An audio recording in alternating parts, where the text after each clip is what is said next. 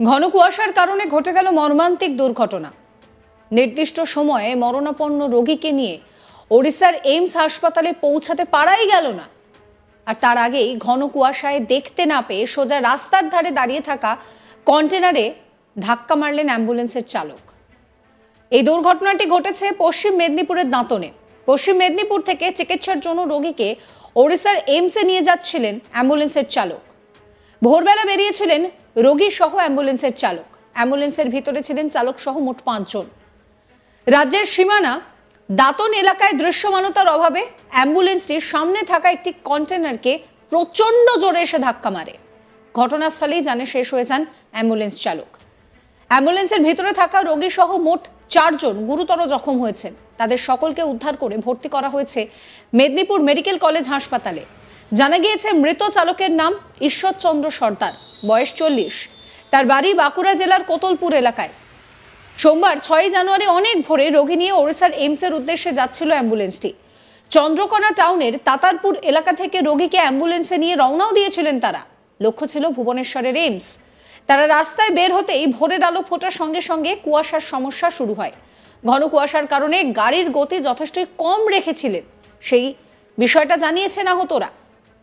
বেলা বাড়ার সঙ্গে সঙ্গে নির্দিষ্ট সময়ের মধ্যে ভুবনেশ্বরে পৌঁছানোর জন্য দাঁতন এলাকায় কিছুটা গতি বাড়িয়েছিলেন অ্যাম্বুলেন্সের চালক। আর তখনই ঘটে গেল এই বিপত্তি।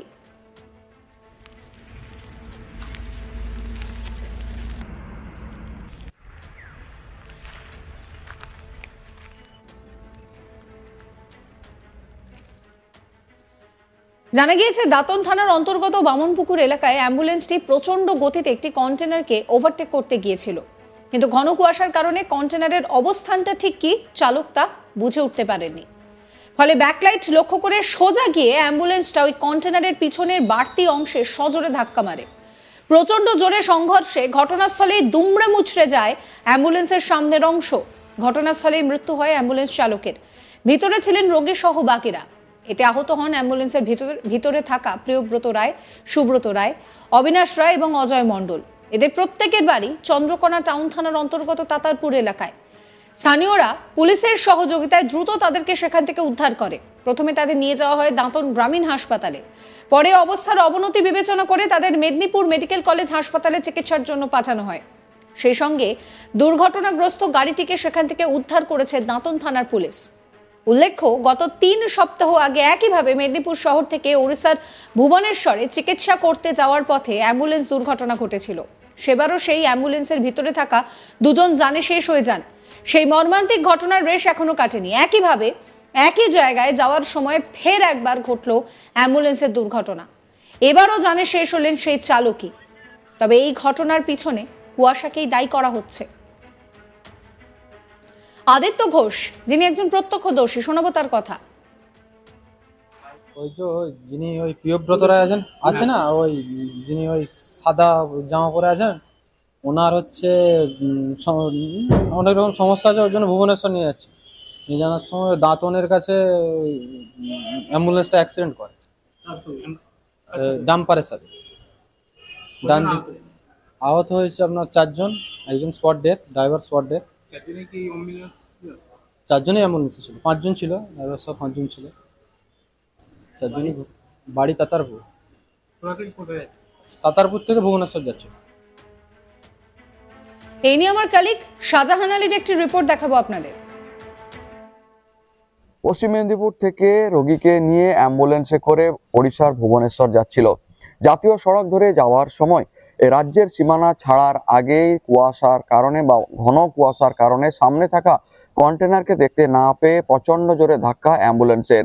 ঘটনাস্থলেই অ্যাম্বুলেন্স দুমড়ে গিয়ে প্রচন্ড বড় দুর্ঘটনা, আর তাতেই ঘটনাস্থলে মৃত্যু হলো অ্যাম্বুলেন্সের চালকের।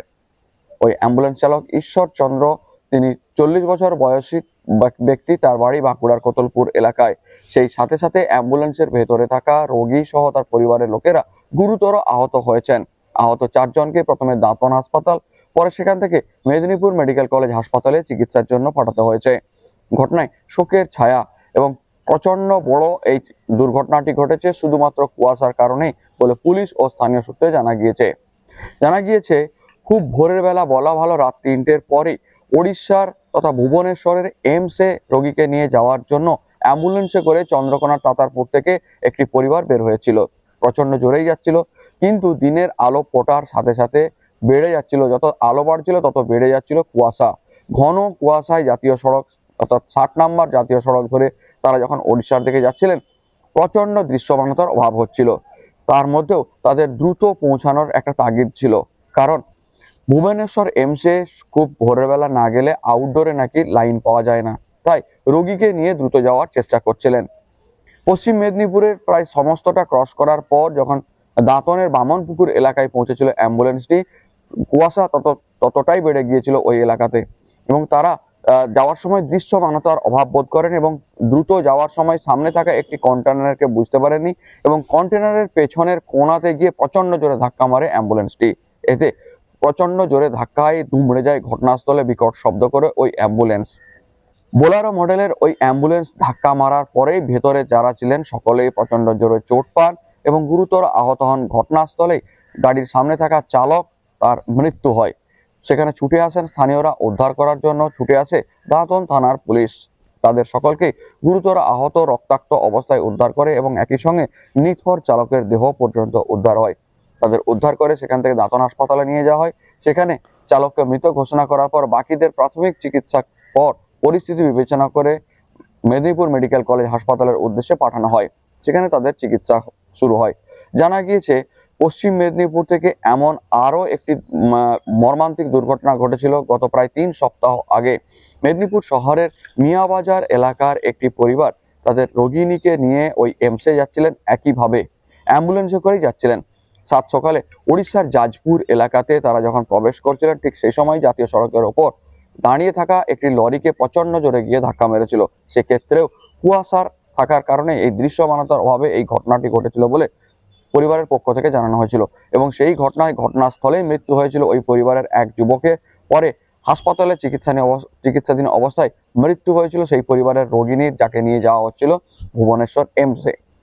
ফলে পশ্চিমবঙ্গ থেকে ভুবনেশ্বর এইমসে যেতে গিয়ে বারবার অ্যাম্বুলেন্সের ঘটনার বিষয়টি সামনে আসছে। পশ্চিম মেদিনীপুর থেকে এই নিয়ে বেশ কয়েকটি মৃত্যুর ঘটনা ঘটেছে। ওড়িশায় এই জাতীয় সড়ক ধরে যাওয়ার সময় এই কয়েক সপ্তাহে যে ঘটনাটি ঘটেছে তার মূল কারণ সকলেরই দাবি যে কুয়াশা, ঘন কুয়াশার কারণে এই অ্যাম্বুলেন্স দুর্ঘটনা ঘটছে বলে জানা গিয়েছে। তবে এই বিষয়ে প্রয়োজনীয় সাবধানতা অবলম্বন করার পরামর্শ ইতিমধ্যেই পুলিশের পক্ষ থেকে দেওয়া হয়েছে জাতীয় সড়কে। গত কয়েকদিন ধরে পশ্চিম মেদিনীপুর জেলাতে রাজ্যের অন্যান্য স্থানের সঙ্গে এই ঘন কুয়াশার দাপট দেখা গিয়েছে, আর সেই কারণে এই বারবার দুর্ঘটনা। সাবস্ক্রাইব করবেন আজ তাক বাংলার ইউটিউব চ্যানেলকে, ফলো করতে ভুলবেন না হোয়াটসঅ্যাপ চ্যানেলও। আপনাদের নজর থাকুক আজ তাক বাংলার লাইভ স্ট্রিমিং এর দিকেও।